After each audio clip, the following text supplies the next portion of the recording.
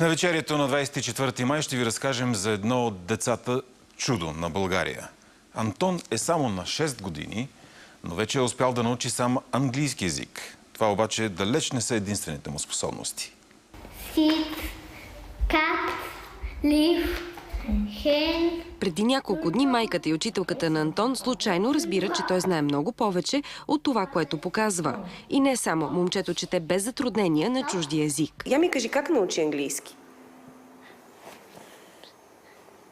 Как? Не знаеш? Не. Изненадаме конкретно бързината. И това, че той наистина успява да ги прочете и във всякакъв вид.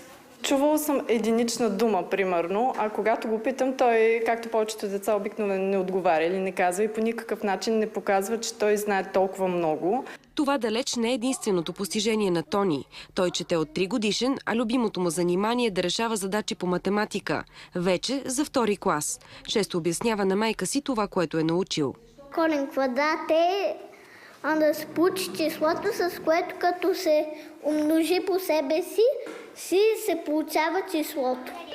Любимата играчка на момчето е калкулатор, а вечер не си ляга без книжка. За BTV новините Кристина Владимирова.